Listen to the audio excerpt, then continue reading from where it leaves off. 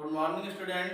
आज BSc first year का second paper जिसका कि नाम काइनेटिक थ्योरी एंड थर्मोडायनेमिक्स है। इसी में थर्मोडायनेमिक्स के अंतर्गत पिछले वीडियो में मैक्सवेल रिलेशन के बारे में बता रहे थे और हमने मैक्सवेल रिलेशन बताए थे, चारों बारी बारी से निकल के बताए थे और ये भी बताया था कि मैक्सवेल रिलेशन कैसे आपस में संबंधित हैं और ये बताया था कि जो पहला रिलेशन है उसमें निगेटिव आएगा वन साइड और चौथे में भी निगेटिव आएगा, दोनों एक दूसरे के रेसिप्रोकल होंगे। इसके अलावा मैक्सवेल का दूसरा और तीसरा रिलेशन जो है वो एक दूसरे के अपोजिट रेसिप्रोकल होंगे। ये जो है एक पहचान है, कभी पर भी मैक्सवेल रिलेशन की बात करते हैं। पिछले वीडियो में हमने टीडीएस का रिलेशन बताया था और उसमें हमने मैक्सवेल के द्वितीय रिलेशन का उपयोग करके उस रिलेशन को फाइंड आउट किया था। इसी सीरीज में आज हम टीडीएस का दूसरा रिलेशन लेके आए हैं और हेडिंग है second TDS relation in Maxwell equations. जो हमारा मैक्सवेल जो रिलेशन है उसकी सहायता से सेकेंड टीडीएस रिलेशन यहाँ पर फाइंड आउट करेंगे। रिलेशन क्या निकालना है? टी डी एस बराबर C P D T minus T डेवर बी अपॉन डेवर टी एट कांस्टेंट पी और यहाँ पर आ गया डीपी। ठीक है, ये हमें क्या करना है? फाइंड आउट करना है। इसमें एक चीज देखिए, पिछले रिलेशन की यहाँ पर सीपी था यानी specific heat at constant volume. यहाँ पर क्या है? यहाँ पर है प्रेशर। इसके अलावा देखिए यहाँ पर पॉजिटिव था, यहाँ पर क्या आ गया? निगेटिव आ गया। इससे एक इंडिकेशन ये भी मिल रहा है कि निगेटिव आया है तो यहाँ पर कहीं ना कहीं मैक्सवेल का पहला अथवा चौथे रिलेशन का उपयोग हो सकता है। उस वाले में पॉजिटिव था, इस वाले में निगेटिव है। इसके अलावा यहाँ पे क्या है? कांस्टेंट प्रेशर है। इसके अलावा देखिए यहाँ पर S दिया हुआ है, यहाँ पे T है, यहाँ पर P है।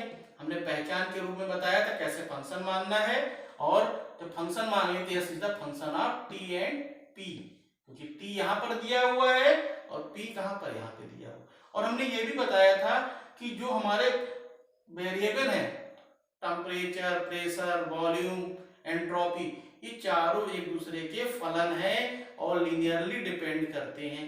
कोई भी पद किसी का फंक्शन हो सकता है। हमने इस क्वेश्चन के अकॉर्डिंग इसको हमने फलन मान लिया है। क्या किया है? इसके अकॉर्डिंग फलन मान लिया है। हमने उस दूसरे वाले में हमने माना था तो वहां पे चेंज था, फंक्शन वहां पर भी टीडीएस था इसलिए इसके सापेक्ष फलन माना था। अगर कोई रिलेशन और होता, अगर यस होके यहाँ पे पी होता या बी होता तो बी का फलन होता function of T and P. ठीक है, कहने मतलब ये है इसके हिसाब से चेंज होता रहेगा। जरूरी नहीं है कि हर बार यहाँ पे एस हो, यहाँ पे टी आएगा तो पद चेंज हो जाएंगे, अगर पी आएगा तो पद चेंज हो जाएंगे। कहने का मतलब ये है इस तरीके से हम फलन मान सकते हैं। इसका कोई सिस्टमेटिक रूल नहीं है, आपको खुद फाइंड आउट करना पड़ेगा कि कैसे फंक्शन को माना गया है और जब मान लेंगे सही तो निकालने में दिक्कत नहीं आएगी। ठीक है, अब क्या करते हैं यहाँ पे देखिए S is the function of T and P, क्योंकि हमारा यहाँ पर जो हमारा एस है ये कैसा है? ये हमारा परफेक्ट डिफरेंशियल है। अगर ये परफेक्ट डिफरेंशियल है तो टी और पी भी क्या होंगे? परफेक्ट डिफरेंशियल होंगे। हमने क्या किया? यहाँ पर डीएस किया, इसका अवकलन किया तो डेवर एस अपॉन डेवर T at constant P dt plus डेवर एस अपॉन डेवर P at constant T dp। ठीक है, एक के सापेक्ष अवकलन करेंगे तो हमारा क्या दूसरा कांस्टेंट होगा, दूसरे सापेक्ष अवकलन करेंगे तो हमारा पहला क्या हो जाएगा? नियत होगा। ये सब में एक प्रॉपर रूल है, किसी के लिए चेंज नहीं होगा। अगर कहीं पे गलती है तो आप आसानी से इसको पकड़ सकते हैं कहाँ पे मिस्टेक कर रहे हैं। अगर पहले में कर रहे हैं तो तुरंत देखिए टी का फलन है, टी के सापेक्ष हो रहा, पी कांस्टेंट है, पी के सापेक्ष कर रहे हैं, टी कांस्टेंट है, यहाँ पर आ गया डीपी। ठीक है, इसके अलावा देखिए इस सब में टी है, पिछले वीडियो में बताया था टी है तो क्या किया? दोनों तरफ टी से मल्टीप्लाई कर दिया। क्या किया? दोनों तरफ टी से मल्टीप्लाई कर दिया। जब मल्टीप्लाई किया तो ये हो गया T D S equal to T डेवर एस अपॉन डेवर T at constant P dt। और तो कोई परिवर्तन नहीं हुआ, t यहाँ पे नया पद आ गया और इसमें t से मतलब प्लस टी डेवर एस अपॉन डेवर p at constant t dp।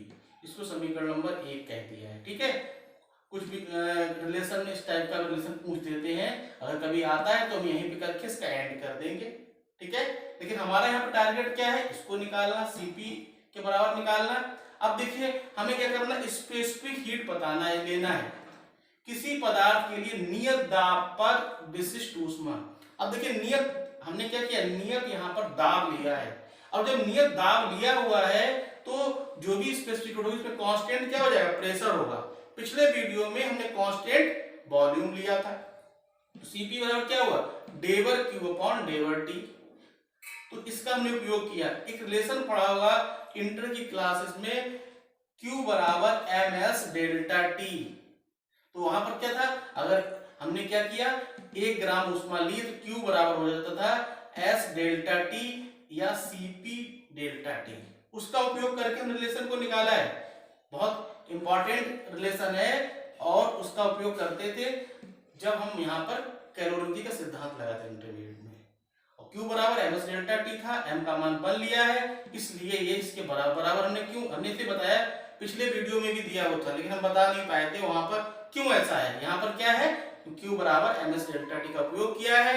यहाँ पर 1 ग्राम जो है वो ऊष्मा ली गई तो m का मान 1 हो गया, यानी यहाँ पर हो जाएगा Cp dt, या S डेल्टा टी जो S थी वो स्पेसिफिक हीट थी। यहाँ पर क्या है, specific heat at constant pressure है, तो यहाँ पर क्या हो गया, डेवर Q अपॉन डेवर T एट कांस्टेंट P, क्योंकि dQ बराबर होता है TdS। ये है हमारा सेकंड लॉ ऑफ थर्मोडायनामिक्स, इसका उपयोग कर दिया, यानी T डेवर S अपॉन डेवर T एट कांस्टेंट P, हमने यहाँ पर इसको लिख दिया, ठीक है। अब देखिए क्या किया हमने, यहाँ पर Cp का मान जो निकाला है इस देखते हैं, तो हमारा पहला पद बराबर T डेवर S अपॉन डेवर T एट कांस्टेंट P, इसके बराबर प्राप्त हो रहा है। अब हम क्या करते हैं, जो हमारा पास दूसरा पद, क्योंकि हमें माइनस यहाँ पे चाहिए और माइनस चाहिए, हमने पहले बताया कि जो भी रिलेशन उपयोग होगा वो कौन सा, मैक्सवेल का पहला या चौथा रिलेशन होगा, क्योंकि वही नेगेटिव होता है और दोनों का रेसिप्रोकल भी है।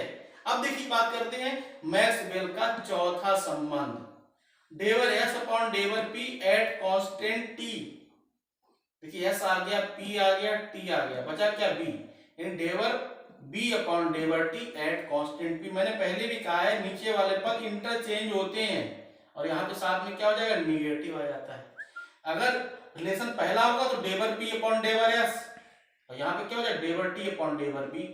नीचे वाले पदों को इंटरचेंज कर देंगे, हमारा क्या हो जाएगा, मैक्सवेल का पहला रिलेशन बन जाएगा। इसका उपयोग किया, जब इसका उपयोग हम करेंगे डेवर S अपॉन डेवर P, अगर हम यहाँ पे मान रखेंगे तो हमारा क्या हो जाएगा, देखिए समीकरण 1 में ये मान और ये मान, दोनों मानों को हमने क्या किया, बारी बारी से रख दिया। जब रखेंगे तो TdS बराबर क्या हो गया, Cp dt, ठीक है। तो Cp हमारा क्या हुआ और dt हो गया माइनस, क्योंकि यहाँ पर क्या हुआ, डेवर S अपॉन डेवर P हमने यहाँ पे मान रखा, तो यहाँ पर माइनस T डेवर B अपॉन डेवर T at constant P dP, ठीक है। तो ये हमारा क्या हुआ, मैक्सवेल का जो रिलेशन प्राप्त हुआ, इसको समीकरण नंबर 2 हमारा प्राप्त हो गया। इस प्रकार से हमने क्या किया, TdS का सेकंड रिलेशन प्राप्त किया। इसका तरीका बिल्कुल वही है जैसा कि हमने पिछले वीडियो में बताया था, अंतर सिर्फ इतना यहाँ पर है, यहाँ पर Cp है और यहाँ पर निगेटिव है। हम इसको थोड़ा सा रिपीट किए दे रहे हैं। हमने क्या माना, S is the function of T and P। इसके पश्चात क्या किया हमने, इसका क्या किया, यहाँ पे अवकलन कर दिया। अवकलन किया तो एक के सापेक्ष अवकलन किया, दूसरा कांस्टेंट ले लिया, दूसरे कांस्टेंट लिया, दूसरे सापेक्ष किया, पहले कांस्टेंट ले लिया, T से मल्टीप्लाई कर दिया। मल्टीप्लाई करने के पश्चात हमने Cp का मान निकाला और मैक्सवेल के चौथे रिलेशन का उपयोग कर दिया, ठीक है। चौथे रिलेशन का उपयोग करने के पश्चात हमने क्या किया, यहाँ पर इन मानों को समीकरण 1 में रख दिया। रखने पर क्या हुआ, हमारा मैक्सवेल हमारा जो है रिलेशन प्राप्त हुआ, जिसको हमने कह दिया TdS का ये सेकंड रिलेशन है, ठीक है। आज की वीडियो में बस इतना ही, आगे फिर कंटिन्यू करेंगे। धन्यवाद।